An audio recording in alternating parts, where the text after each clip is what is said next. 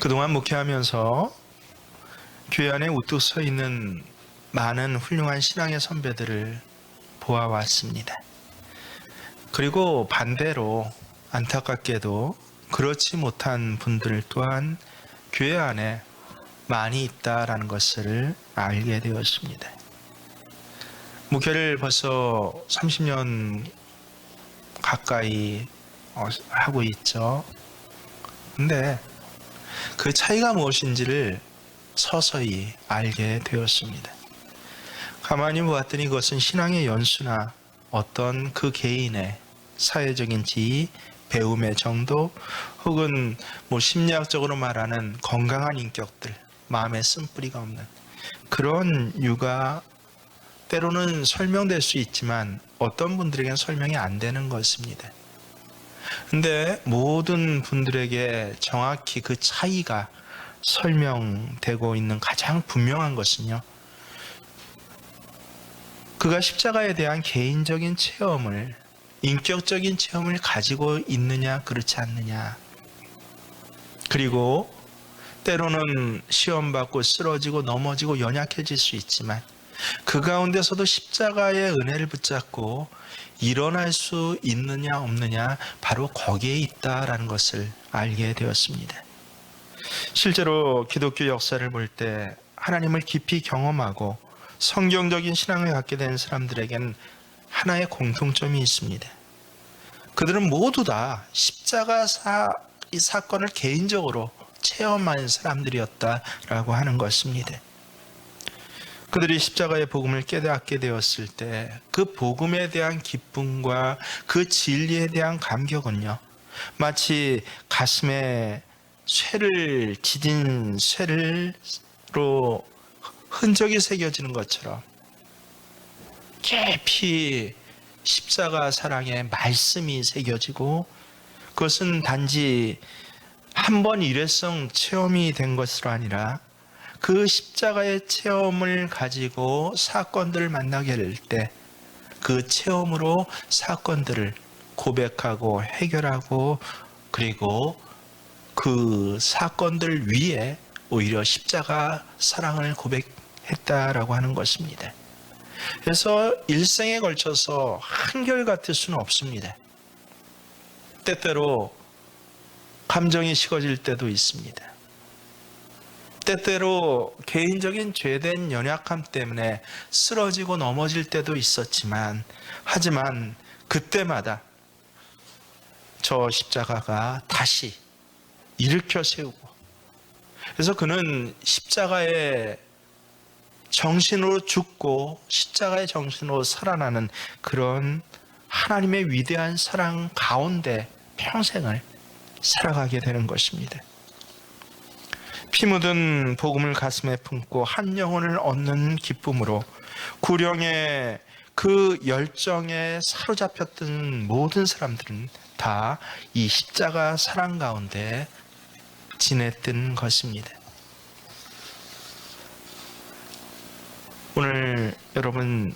오늘부터 우리는 이 십자가의 사랑이 도대체 무엇인지 다시 한번 깊이 빠져들게 될 것입니다. 여러분, 십자가가 무엇입니까? 십자가는 우리 벌써 한 3번 정도는 들어보셨을 겁니다. 적어도 우리 교회 와서 제가 3번 정도 사순절에 이 십자가에 대한 말씀을 나누었는데요, 사형 집행의 한 방법이 십자가입니다. 원래 이 형벌은 이스라엘의 형벌이 아니에요. 이스라엘의 형벌법에는 없었던 것입니다. 로마법인데, 로마도 지금 로마가 아니라 예전 아주 야만족이었던 로마 시대에 야만성을 갖고 만들어낸 법이 로마의 십자가 형벌입니다. 많은 사람은 이 십자가 형벌이야말로 인류가 여지껏 고안해낸 사람을 괴롭히고 아프게 하는 그 형벌 중에 가장 고통스러운 형 집행의 방법이었다라고 생각합니다.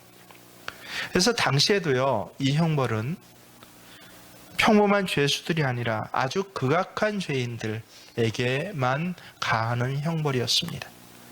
로마인들도 이 십자가 사형 제도가 얼마나 잔인한지를 알고 있었기 때문에 자기 지배하에 있는 이방 민족 가운데 특별히 로마 정부에 대해서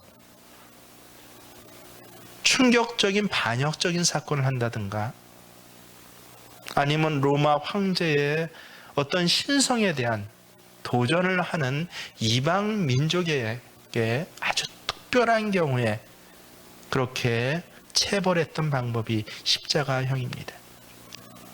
로마인 자신들은 황제에게 반역을 하거나 반란죄를 저질렀어도 로마인에게는 이 십자가형을 구형하지를 않았습니다. 그만큼 이 십자가형은 로마인 스스로 생각하기에도 끔찍한 형이었던 것입니다. 십자가형에는 사전에 두 가지 사전 형벌이 가해집니다.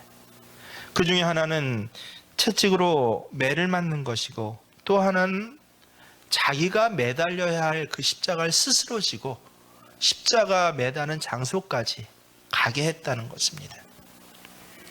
예수님을 때렸던 십자가 채찍은요, 한 줄로 된 기다란 채찍이 아니라 여러 줄로 꼬아진 채찍이었습니다. 그래서 채찍 끝에는 여러 줄의 그 끝이 다 있어서 이 끝에 쇠붙이나 짐승의 뼈를 깎아 만든 낚싯바늘 같은 모양의 그러한 아주 날카로운 물체를 달아놨습니다. 그래서 이 채찍에 맞을 때마다 그 낚싯바늘에 그 날카로운 것에 살점이 찔려서 뜯겨져 나가도록 하는 그런 채찍을 맞으셨던 것입니다. 더욱이 저는 더 사람들에게 공포를 주는 것은 자기 달릴 십자가를 스스로 지고 걷도록 했다는 것입니다. 그때 십자가 한쪽, 십자가가 두 쪽의 나무가 붙여지지 않습니까? 그 한쪽의 무게만도 대개 120에서 150kg 정도가 되었다고 합니다. 이렇게 무거운 십자가를 채찍에 맞아서 살점이 다 뜯겨져 나가서 아무 기력이 없는 사람을 갖고 3kg에서 4kg를 그것도 대개 언덕길을 오르게 했다라고 여러분 생각을 해보십시오.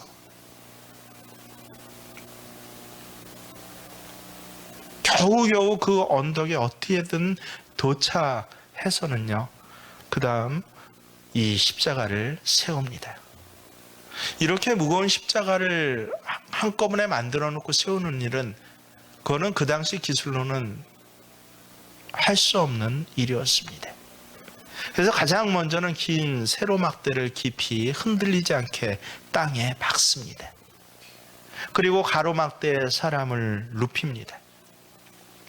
그 사람의 이 손에 못을 박아서, 그래서 이제 도르르와 같은 기중기 비슷한 것을 이용해서 사랑 가로막대에 달린 그 가로막대를 끌어올려서 이미 세워져 있는 세로막대에 붙이는 것입니다. 그러면 두 팔은 가로막대에 달려있고 이제 허공에 뜬 두 발은요, 하나로 모아져서 못으로 이미 세워진 세로막대에 그렇게 못 박아서 십자가 위에 달리게 하는 것입니다. 로마 사람들이 초기에는요, 이 죄수의 손바닥 한가운데 못을 박았다고 합니다. 하지만 막상 죄인이 나무에 매달릴 때 자꾸 이 손바닥이 뜯어져서 기껏 나무 위까지 매달라 놓은 죄인이 손바닥이 뜯어져서 땅으로 떨어지는 그러한 폐단이 발생하게 됩니다. 그래서 후일에는 십자가형도 점점 고도화되어서 한꺼번에 수천 명씩 십자가를 매달아야 할 그 역사적인 반역에 대한 진압 후에 할 때는요, 그 다음부터 이 십자가 못을 손목 가운데 굵은 뼈 그 사이에 박도록 했다고 합니다. 그러니까 자연히 손목을 지나는 동맥을 조금 건드리게 되고 그 동맥이 찢어지면서 십자가 위에 달린 죄수들의 몸에는 몸 밖으로 몸 안으로 더 많은 피가 흐르게 되었습니다. 더욱이 예수님 머리에는요, 다른 죄인들하고는 다르게 어마어마한 가시관이 깊이 눌려 쓰여지게 되었습니다. 예수님은 머리에서도 피를 흘리신 것입니다. 십자가에 정말 잔인한 것은 못 박는 것에 있지 않습니다. 그 달린 채로 쉽사리 죄수가 죽지 않는다는 사실에 있습니다. 어떤 죄수는요, 로마 기록에 의하면 십자가에 달린 채 일주일이 넘도록 그렇게 죽어갔다고 합니다. 생명이 남아있는 한 죽을 때까지 모든 고통을 다 받게 하는 것입니다. 팔레스타인 사막기후입니다. 사막기후의 뜨거운 땡볕 아래서 십자가에 매달릴 때 이 못 박힌 그 손목의 못과 그리고 겹쳐져서 못 박힌 그 발에선 서서히 피가 빠져나가면서 나타나는 모든 의학적 현상은요, 먼저 고열이 나타납니다. 땀을 흘리게 됩니다. 그때 피와 땀과 함께 수분이 빠져나가는 것입니다. 그러면 사람들에게는 머리에 정말 지독한 두통이 찾아옵니다. 온몸에 체중을 지탱하고 있는 손과 발에 못 박힌 상처가 찢어져서 그 찢어짐의 고통과 더불어서 머리에 찾아오는 참을 수 없는 두통은요, 그리고 체내에 서서히 다가오는 그 열상으로 인한 체내 통증은 살인적인 것입니다. 그래서 죄인들은요, 십자가에 달린 채 그냥 있었던 게 아니에요. 기절했다가 깨어났다를 반복했다고 합니다. 그래서 너무 아파서 기절했다가 또 너무 아파서 깨어나는 것, 이것을 하루, 이틀, 사흘, 나흘을 반복하다가 죽음을 맞이하는 것입니다. 그래서 로마 사람들끼리는 서로 대화 가운데라도 십자가에 대한 이야기를 하는 것은 굉장히 몰지각하고 무식한 사람으로, 재수 없는 사람으로 그렇게 여겼습니다. 오늘 예수님이 그 십자가에 막 달리셨습니다. 오늘 본문 누가복음 23장 34절에는요, 이에 예수께서 이르시되라고 시작하고 있습니다. 영어 성경은 then으로 시작합니다. 그때에라는 것입니다. 그때 예수께서 처음으로 입을 열어 말씀하셨다는 것입니다. 그때가 어느 때인지 성경은 계속 밝혀주고 있습니다. 우리가 읽었던 32절, 33절에 보면 상황이 구체적으로 나옵니다. 또 다른 두 행악자도 사형을 받게 되어 예수와 함께 끌려가니라. 해골이라 하는 곳에 이르러 거기서 예수를 십자가에 못 박고 두 행악자도 그렇게 하니 하나는 우편에 하나는 좌편에 있더라. 죄 없으신 예수님께서 빌라도의 법정에서 재판을 받으신 그때에 재판하던 빌라도조차도 난 이 사람에게서 도무지 죄를 찾을 수 없다라고 이야기해 놓고도 자기의 정치적인 안위를 위해서 헤롯과 대제사장들과 서기관들이 모두 하나가 되어서 그래서 정략적으로 백성들을 책동하고 십자가형을 언도했습니다. 바로 그때 예수님이 끌려가실 때 사람들은 예수님을 돌로 치고 주먹으로 때리는가 하면 그 십자가 틀을 어깨에 메고 가는 예수님께 침을 뱉고 모욕을 했습니다. 골고다 언덕까지 도달한 동안 예수님 당하신 수모를 생각해 보십시오. 그 수모를 당하는 가운데 한 사람이 수모를 당하니까요, 인간들의 죄성은 그분을 더더욱 조롱합니다. 학교에서 왕따가 왜 일어납니까? 심 있는 한 사람이 심약한 한 아이를 수모를 주기 시작하면요, 인간의 죄성이란 게 얼마나 놀라운지 어른들이 가르친 것도 아니에요. 누가 가르친 것도 아닌데 그 순수한 애들 사이에서 그 수모당한 자에게 더한 조롱과 더한 왕따를 시키는 것, 이게 우리의 죄성이라고 하는 것입니다. 심지어는 예수님 머리에 왜 다른 죄인은 박지 않는 가시 면류관을 박았습니까? 왕이라고 조롱하기 위해서예요. 거지 왕처럼 꾸며놓고 조롱거리로 만들어 놓았습니다.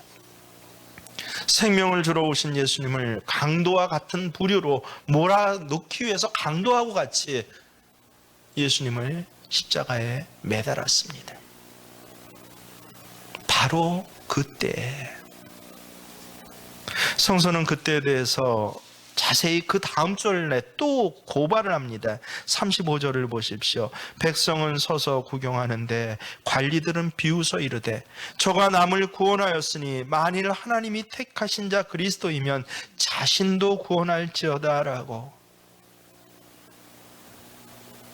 백성과 관리들이 함께 십자가에 매달려서 그 고통을 당하고 있는 예수님을 바라보는데 거기 측은지심조차도 없어요. 어떻게 사람의 인격과 인성을 가지고 그럴 수 있습니까? 오히려 더 조롱을 했다라는 것입니다. 그가 평소에 했던 하나님의 말씀을 빌어서 조롱을 합니다. 하나님의 아들이라며.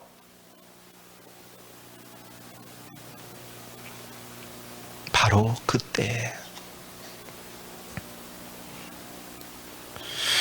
우리 주님이 마지막으로 십자가 오르기 직전까지 주님의 것이라고는 오로지 통으로 짠 겉옷 한 벌뿐이었습니다. 근데 사람들은 그것마저 빼앗습니다. 그것마저 제비뽑기로 나눠 갖고 있습니다. 마지막 남은 것이라고는 공생의 평생에 사람들을 섬기시기 위하여서 험하게 시달린 주님의 몸밖에 없었어요. 근데 그 몸조차도 다 깨지고 찢어지고 찢겨져서 모든 기력을 다 짜낸 그 육체마저도 우리에게 화목제물로 하나님 앞에 찢겨져서 불태워지기 위해서 십자가에 달리신 바로 그때, 한때는 우리 주님 주위에 얼마나 많은 사람들이 따랐습니까? 어떤 사람은 진리의 말씀을 받고 받은 감동 때문에 따르기도 합니다. 어떤 사람은 병을 고치는 신기한 능력 때문에 따르기도 합니다.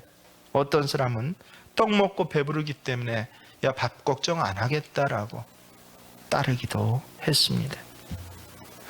바로 며칠 전에 예루살렘 성전으로 입성하실 때만 해도 수많은 무리들이 호산나 호산나를 외치면서 마치 영웅을 따르듯이 예수님을 따랐습니다. 그 가운데 제자들은요, 내가 절대 주님을 배반하지 않겠다라고 후원장담을 했습니다. 그러나 지금 그때는 어땠습니까?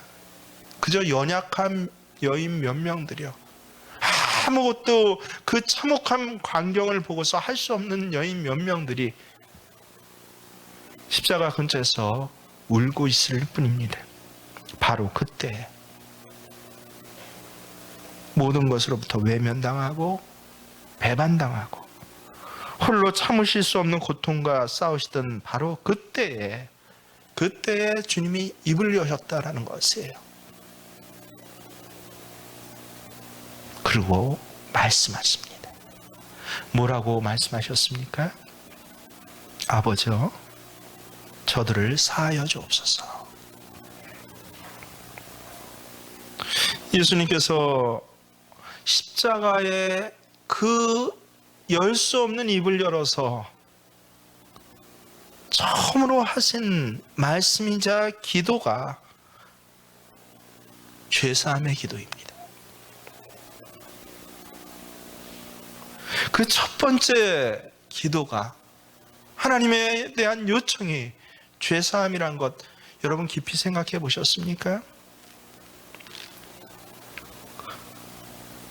왜 가장 가장 먼저 그 고통 가운데 예수님은 우리의 죄를 사해달라고 하나님 앞에 기도했을까요?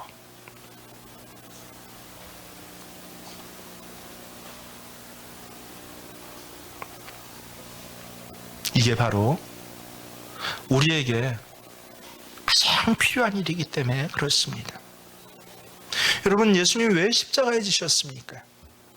죄 때문입니다.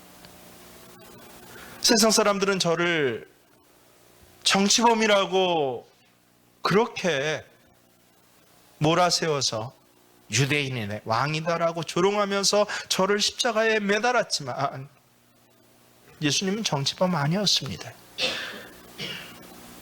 저가 강도와 같이 사기꾼이다라고 그렇게 보여지도록 하기 위해서 두 강도 사이에 예수님을 매달았지만 아니요. 예수님께서 십자가에 매달리신 것은 바로 죄 때문입니다. 세상 죄가 너무 커서 우리 사람으로는 감당하지 못할 것이기에 죄 없으신 예수님께서 대신 십자가를 지신 것입니다. 십자가는요, 무궁한 하나님의 사랑입니다. 지혜입니다. 능력입니다. 이 하나님의 사랑과 지혜와 능력이 처음으로 겹쳐져서 시작되는 것이 바로 십자가입니다. 그 십자가에서 가장 먼저 있어야 할 일, 가장 먼저 행해져야 할 일이 죄사함이라는 것을 여러분 잊지 마십시오. 여러분, 죄의 문제 해결 없이는요, 누구도 불붙는 하나님의 진노를 피할 수 없습니다. 그런데 오늘 우리에게는 죄의 문제, 죄라는 단어 자체가 거리끼는 단어가 됐습니다. 회피하는 문제가 됐습니다. 더 나아가 요새는 죄라는 단어를 얘기를 하면 사람들이 코웃음치고 비웃습니다. 조롱거리가 되었습니다. 하지만 그럼에도 불구하고 죄의 문제는요, 외면한다고 해결되지 않습니다. 죄의 문제는 반드시 고백되고 하나님 앞에 용서받아야만 되는 문제다라고 하는 것을 예수님이 그 십자가의 고통 가운데 직접 알려주십니다. 여러분, 죄사함을 받으셨습니까? 이 죄의 문제로부터 여러분 자유로우십니까? 이해할 수 있는 분이어야 그 다음 하나님의 십자가 사랑을 알게 된다는 것이에요. 죄의 문제에 대한 정면 대결과 하나님으로부터의 사죄의 은총 없이는요, 우리는 결코 하나님과 화목할 수가 없습니다. 하나님의 진노는 머리 위에 머물러 있고 그 심판은 결코 피해갈 수가 없습니다. 그런데 죄의 문제를 얘기하면 이 십자가의 사랑을 체험하지 못했거나 십자가의 사랑으로부터 멀리 떨어져 있는 사람, 한결같이 뭐라 그래요? 또 저 소리라고 합니다.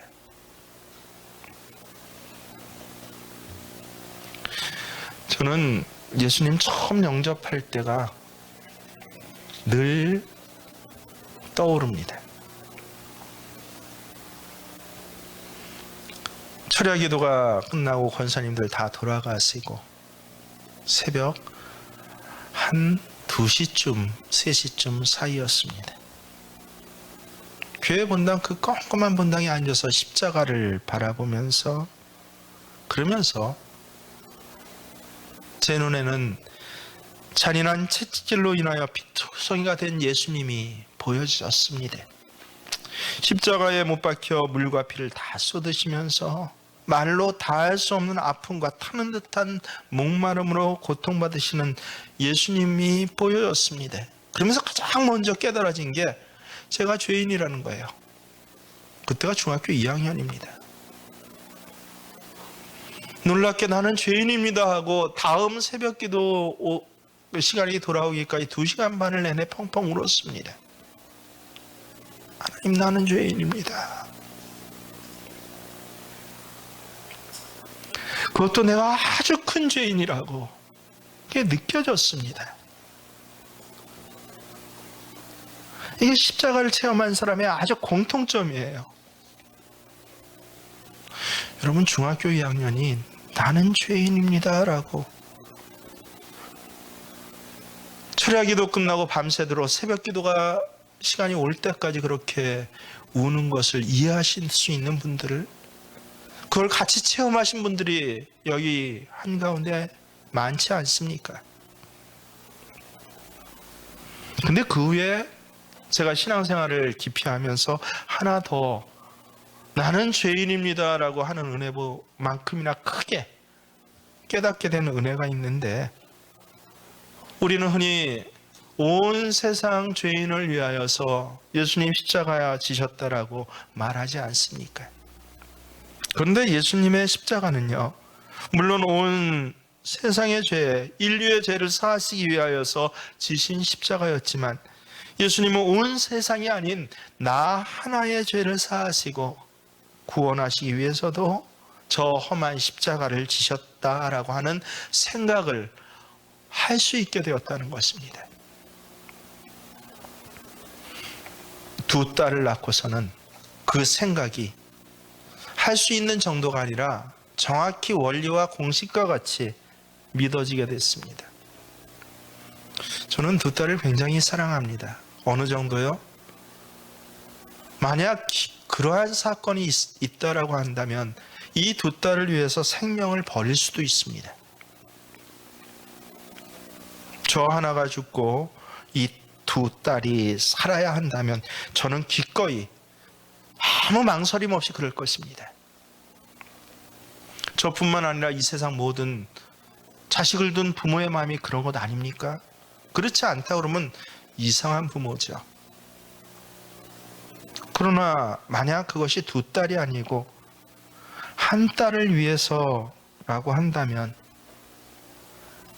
제 목숨의 2분의 1만 버리려 할까요? 두 자녀가 아니라 한 자녀만을 위해서 목숨을 버리는 것은 야, 이건 좀 아까운데 라고, 이건 좀 내가 손해보고 억울한 일이라고 부모의 마음으로 그런 생각이 들까요? 어느 날 두 딸을 앞에 두고 그런 생각을 한 후로 저에게는 이 두 딸이 한 자녀와 같은 의미구나라고 하는 것을 알게 됐습니다. 그것을 깨닫게 되니까 저는 하나님께서 저 한 사람의 생명과 온 인류의 생명을 하나로 여기신다라고 하는 것도 깨달을 수 있게 되었습니다.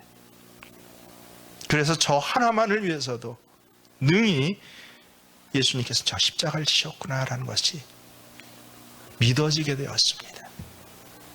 그래서 저는 인류를 위해서 십자가를 지셨다라고, 온 세상을 위해서 십자가 지셨다고 그 다음부터 잘 이야기 안 합니다. 나를 위해서 예수님 십자가 지셨습니다라고 이야기하고 고백하게 되었습니다. 그리고 좀 더 깊이 생각을 하게 되었습니다.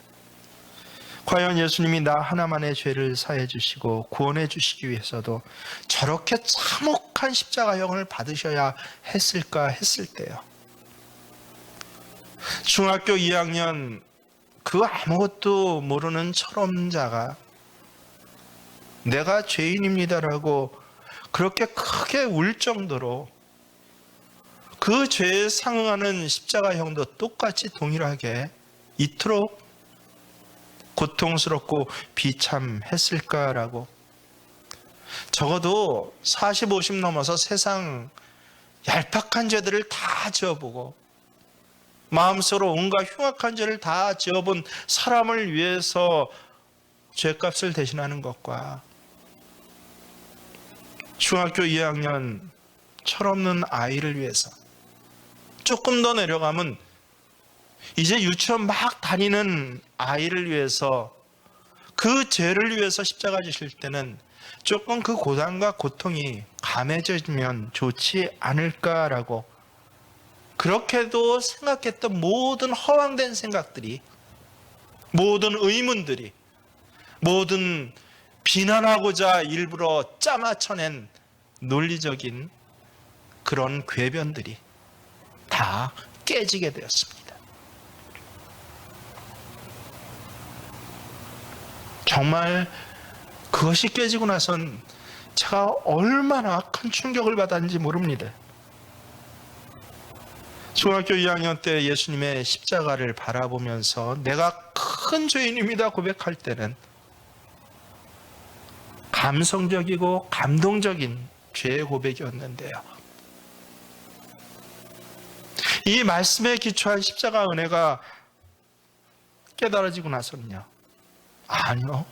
정말 내가 얼마나 큰 죄인인가를 그 다음부터 깊이 생각하게 되었습니다. 때때로 감정이 아닐지라도 감동이 아닐지라도 이 진리의 사실 앞에서 엎드려질 수 있게 되었습니다. 어떻게 죄의 문제를 해결받을 수 있습니까?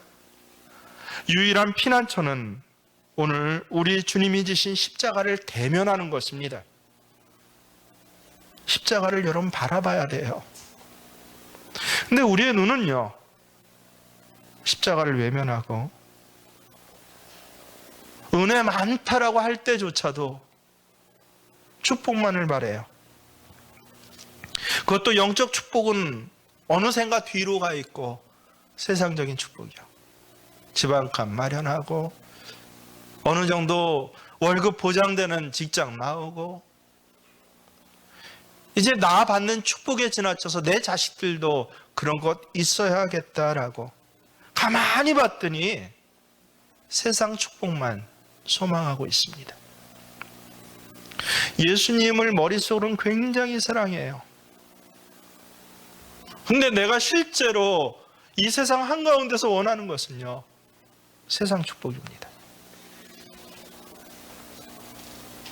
여러분 가만히 생각해 보시길 바랍니다. 누가 주님을 십자가에 못 박았습니까? 세상이 주님을 십자가에 못 박았습니다. 하나님의 구원을 거절하는 이 세상이었어요. 세상은 그분을 알지 아니하고 빛으로 오신 주님보다 어둠을 더 사랑했습니다. 세상이 죄와 하나가 되었습니다. 그런데 우리는 예수님 사랑한다라고 하면서도 우리 주님을 못 박은 저 세상과 친해보고자 합니다. 세상적으로도 잘 살아보고자 합니다. 세상은 골고다로 끌려가시는 주님을 향하여서 침뱉고 욕했는데 그런 세상의 입술과 입을 맞춰 보고 싶어 합니다. 도대체 어디서부터 잘못된 것입니까? 처참한 예수님의 십자가 고난을 직시하면서 저는 제가 큰 죄인이다라는 것도 깨달았지만 동시에 깨달은 게 뭔지 아세요? 야, 난 참 대단한 존재다라고 그 다음부터 자존감이란 게 생겼습니다. 값을 많이 치른 것은 비싼 것이고 귀한 것입니다. 그렇게 생각한다면 세상에 나보다 더 비싸고 귀한 존재가 없습니다.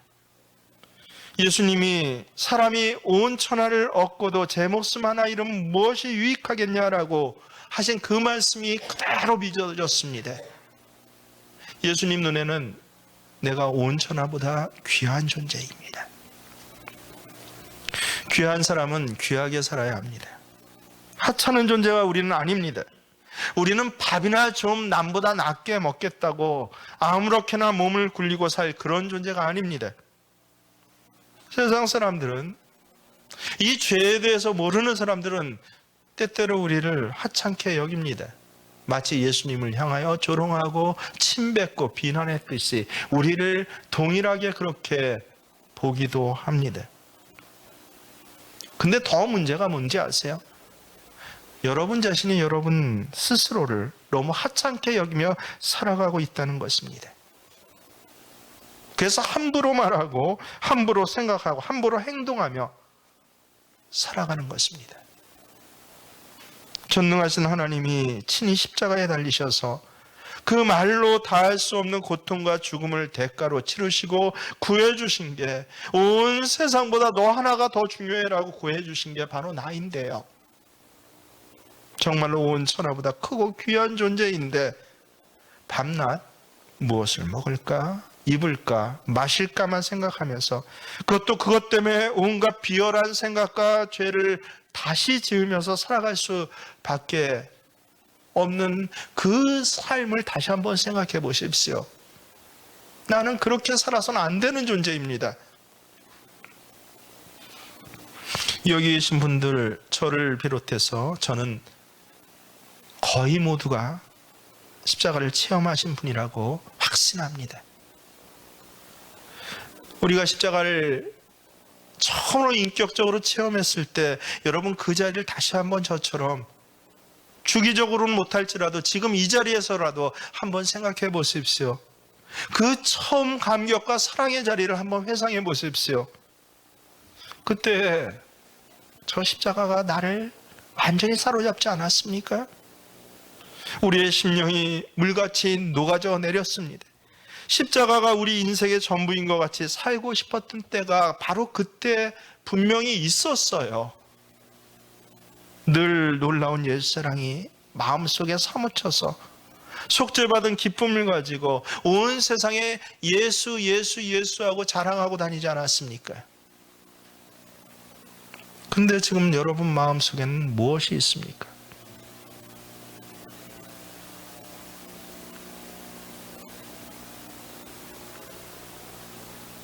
예수 십자가 사랑보다 코로나가 더 큽니까? 예수 십자가 사랑보다 내 자존심이 더 큽니까?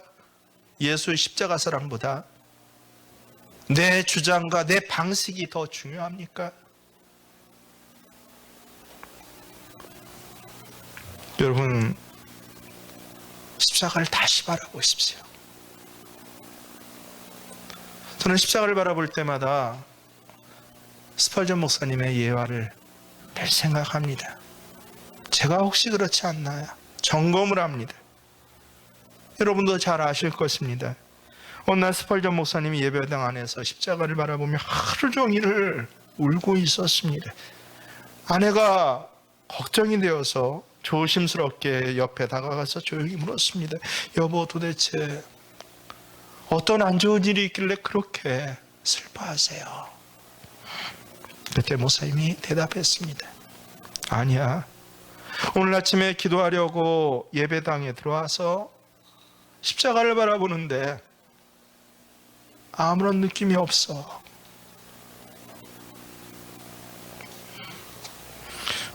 혹시 여러분 가운데서도 제 뒤에 저 십자가를 바라보면서 지금도 아무런 느낌이 없는 분 계시지 않습니까? 그렇다면 스펄전 목사님과 같이 통곡이라도 해야 되지 않습니까?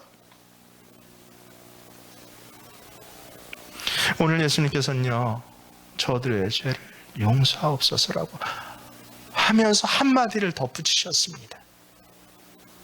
자기들이 하는 것을 알지 못함이니이다. 이 말씀은 마치 죄인들 죄를 용서해달라고 간구하면서 그들 대신 변명한 것처럼 들릴 수도 있습니다. 여러분, 이성적으로 생각할 때요, 이 변명같이 들린 이유가 무엇입니까? 정말 그들이 알지 못해서 그랬나요? 아니요. 못 박혀서는 안 되는 분을 못 받고 있다는 사실을 십자가형을 선고한 빌라도조차 입으로 고백합니다. 이 사람은 아무 죄가 없다. 바라바는 놓아주고 주님을 죽이라고 소리친 백성들도 사실 한때는 그분을 다윗의 자손 구원자 예수라고 부르던 사람들 아니었습니까? 십자가형을 직접 집행한 병정들도 이 사람은 십자가와 함께 십자가의 그 다른 강도들과 함께 달려 죽어서는 안 될 사람이다라고 하는 사실을 알았어요. 마침내 그 병정 중 하나가 십자가에 예수를 달아놓고 나서야 저분은 하나님의 아들이구나라는 걸 고백하지 않습니까? 그런데도 불구하고 참 이상하죠? 악한 일을 수행할 때는요, 서로 원수되었던 사람이 하나가 돼요. 우리 현재에도 그렇습니다. 참 이상해요. 평소엔 서로 싸우고 원수되고 보기 싫어하던 사람이요, 악한 일을 계획하고 실행할 땐 어찌 그렇게 하나가 됩니까? 서로 협력하여 악을 행합니다. 근데 그들이 뭘 모르고 했어요? 알고 했죠. 그들은 행해서는 안 될 일을 했습니다. 자기들의 생명이신 그리스도를 십자가에 못 박았습니다. 주님을 십자가에 못 박았을 때 그들은 자신들의 생명 자체를 못 박은 것이었습니다.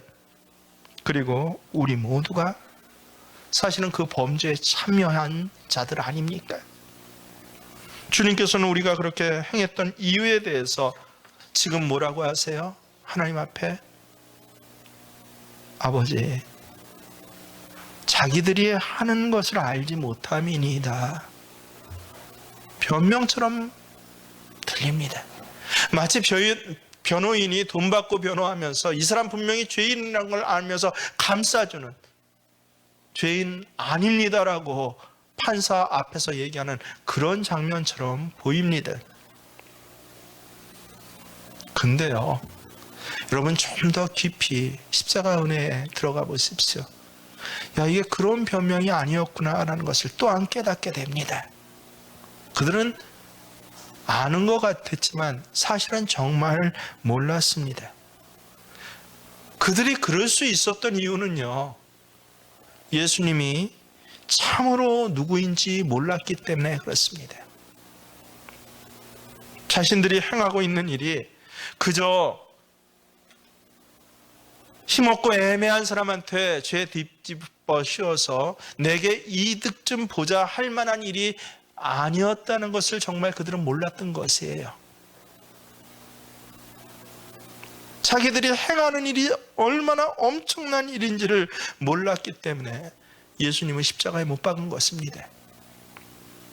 성경은 이것을 미리 예언했습니다. 우리가 전한 것을 누가 믿었냐? 여호와의 팔이 누구에게 나타났느냐? 그는 주 앞에서 자라기를 연한 순 같고 마른 땅에서 나무 뿌리 같아서 고운 모양도 없고 풍채도 없은즉 우리가 보기에 흠모할 만한 아름다운 것이 없도다. 그는 멸시를 받아 사람에게 버림받았으며 강고를 많이 겪었으며 질고를 아는 자라. 마치 사람들이 그에게서 얼굴을 가리는 것 같이 멸시를 당하였고 우리도 그를 귀히 여기지 않았도다라고 벌써 저 800년 전에 이사야 선지자를 통해서 하나님께서 이것을 미리 말씀해 주셨습니다. 알지 못해서 그래요. 그들은 예수님이 그들을 구원하시기 위해서 하나님께서 보낸 자이심을 알지 못했습니다. 단지 백성들의 지지를 조금 받은 정치범 정도로, 남보다 조금 능력 있는 마술사 정도로, 설교를 조금 잘해서 민심을 동요할 수 있는 혁명가 정도로 생각했지, 정말 자기들이 지금 하는 일이 무엇인지를 알지 못했습니다. 그 초라한 육체를 가진 나사렛의 한 젊은이로밖에 보이지 않는 그 속에 세상 모든 생명의 근원이 있음을 그들은 알지 못했습니다. 그리고 이런 슬픈 무지는 지금도 이 땅에 계속되고 있습니다. 버림받은 이 세상이 왜 귀한 십자가의 복음에 귀를 기울이지 않습니까? 예수님의 구원이 아니면 아무 소망도 없는 이 세상이 왜 멸망받을 자신의 영원한 운명을 외면합니까? 사람들은 무엇 때문에 생명 주시기 위해 오신 그리스도를 지금도 거절합니까? 왜 그들은 이 값없는 구원의 초청 앞에서 예수님 앞으로 나와 자신의 죄를 자복하고 사해달라고 통곡하지 않습니까? 왜 십자가를 보고도 아무 감동이 없는데 통곡 없이 웃으면서 인사만 나누며 그렇게 예배 끝나고 집으로 돌아갈 수 있습니까? 하나예요. 저들은 그들이 하는 일을 알지를 못함이니이다.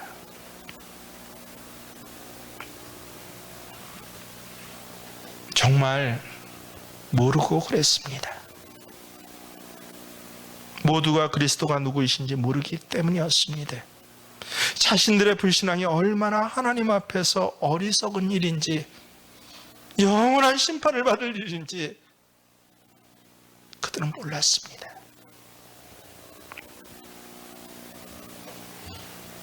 혹시 지금 이 순간 여러분 개개인이 나도 자기의 하는 것을 알지 못하는 저들과 같은 사람 아닙니까?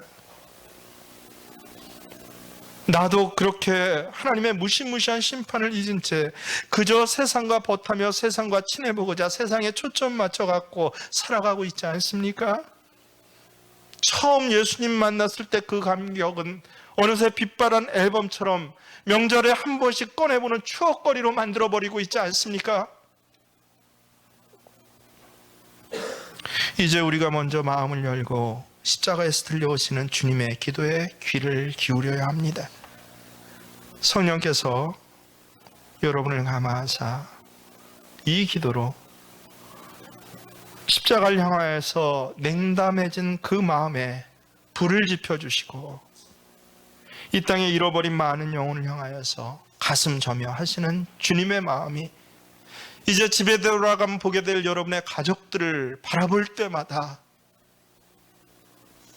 이렇게 죽어서는 안 되는데, 이렇게 심판으로 끝나서는 안 되는데 라고 통곡하는 마음으로 바라보는 그 눈이 다시 띄어지시기를 기도합니다.